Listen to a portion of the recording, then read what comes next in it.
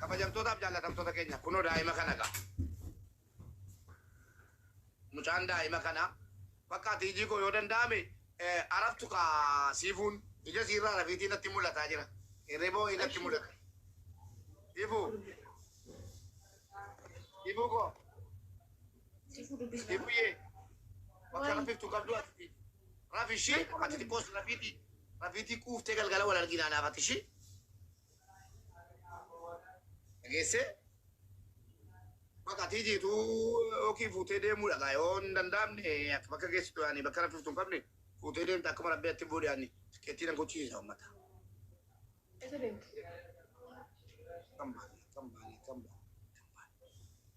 Lubbu wajjin baate qabdee wajjin baate nama jira qabda. Akkuma abnaatii qabuu dandeessi. Eenyuun na Yesuus naan jette. Maal koo Yesuusiin fakkaata. Si galee. Yaa Rabbi lubbuu kana bichaa miti bar amma yoo xiqqishuma takka turte la oduu ati teechuu kafana baafatti. Maabraatii qabuu dandeessi siin jedhe. Jitu biyya Dubaay hin beekamu. Oromoo waa tokko dhaggeeffadhu boo. Oromoo waa tokko siin godhu dhaggeeffadhu. Oromoo kuma tokko dhaggeeffataa. Oromoo waa tokko siin godhu. Mana hidhaattu siin gaafatu Oromoon. Dhaggeeffadhu asitti baaraa kunoo. Gaafadhaa. Oromoon mana hidhaattu siin gaafatu. Of eeggadhu ergatti galte. Namni waa Oromootti gale. Dhageessee namni waan Oromootti gale jabaachuudha. Yaa Rabbi jettee yaa Waaqayyo jedhi. Dhageessee na gargaari jedhi malee uummata kanarraa galata argadhaa. Inumaayyuu si arrabsaa jiru miti garagalchanii. Kanaaf atamma gootu yoo mucaan kun mabraatii qabde kan itti gaafatamusii kan hidhamusii ansarraan galchaa. Ishee lubbuun konaaf jiraadha. Uummata keenya kabajamu. Mee diraama 100 200 warri wan rabbi akka nan godhini rabbi nagaa. Rakkinnumti Oromoo kun yoom dhuma talaataa kan biyya ormaa keessattis rakkatu Oromoo kan biyya keessattis rakkatu Oromoo kan dhumu Oromoo kan yeroo baay'ee rakkoon irra ga'u Oromoo ashama akkam jirtu hordoftoonni koo nagaa Waaqayyo isiniif haa baay'atu akkam isaati kana keessanii an obboleettiin keessan nagaa kooti. Sinis akka nagaa keessan taatan abdii qaba. Akkuma viidiyoo fuula duratti argitanii turtanii tiijiin baay'ee rakkoo guddaa keessa jirti. Baay'ee humna isheetii ol ta'ee baay'ee tolfaatee jira. Akkuma kanaan dura tiijii warroon hordofaa turtan hin beektu jedhee yaada. Egaa tiijiin ijoollee baay'ee warroota rakkatan warroota hojii dhaban hojiillee galchaa turte jechaan micayyoo as gubbaa irratti argitan kana. Kanaan dura maraatte jechaadha. Daandiirraa qabanii tiijiidhaa bilbilan ijoolleen Amaaraan jechaadha dubaroonni. Kaza tiijiin dhattee gaafa fuutuu micayyoo kanaa fuutee ofitti fiddee tiijii bira baay'ee turte jechaadha. Tiijii bira turte micayyoon kun erga fayyitee hojii galu malee jetteen tiijiidhaan jechaadha. Gaafa hojii galu malee jettuun tiijiin erga micayyoon kun qulqullooftee yoo warroon hordoftanii jirtu jedheen asaabaa tiijiin erga fayyitee iyyuu laayivii fiddee micayyoo kanaa akka fayyitee micayyoo daandiirra maraattee uffata gattee jirtu tiijii biratti fayyite erga fayyitee hojii galu malee jettee maatiin kooyi harka qalleeyyiidha ammaaf gara biyyaa galuu hin danda'u.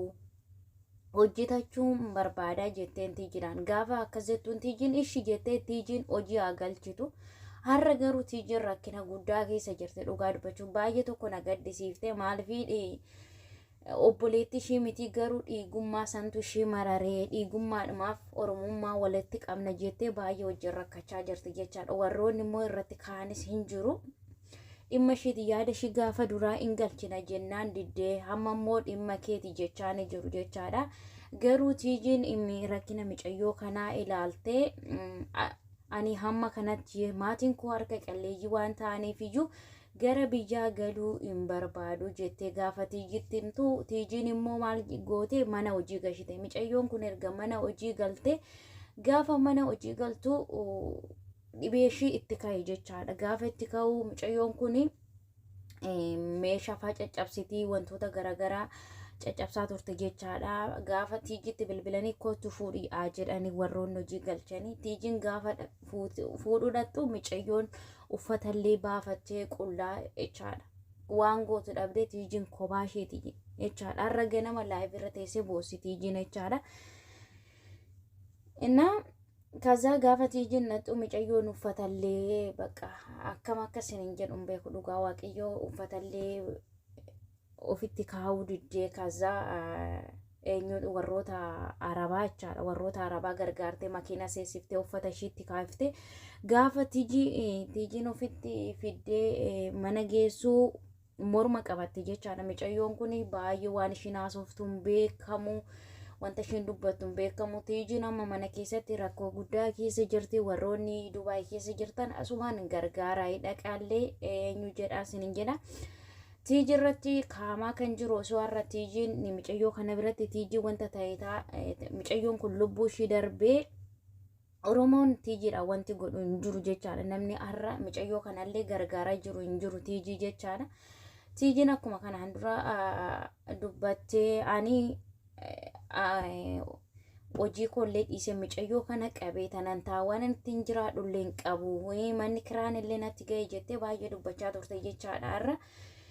Dhugaa dubbachuu fi baay'ee nama gaddisiisa. Mucayyoon kun akkuma dura nutiyyuu arginee turre jechaadha. Fayyitee akkuma namaa nan hojjetadha jettee maatii koon jijjiira jettee biyya isheeti baate har'a garuu balaan kun irra ga'ee jira. Hundumti keessaniyyuu akka amantaa keessanitti waaqayyoon kadhadhaaf isiniin jira. Mucayyoon kun wanti ishiin dubbattullee hin beekamu jechaadha. Uffatallee baafattee mana keessa kaachaa jirti. Tiijiin garuu kophaashii waan gootu dhabde tiijiitti illee kaatee tiijii qabachuudhaaf jetti. Tiijiin baay'ee boosse jechaadha. Dhugaa dubbachuuf kophaa tokkoffaa kophaa isheetiin lammata immoo ani mucayyoo kana guyyaa lammataa qabadhee horee duras gargaaran ture. Hani manni kiraan illee narra ga'e waan ittiin jiraachisullee hin qabu. Imbaasitti geessuudhaaf mucayyoo kana eessan naxxinaan jedhu. Mucayyoon kun har'a osoo mana kanatti waa taate na qabsiisuu danda'u.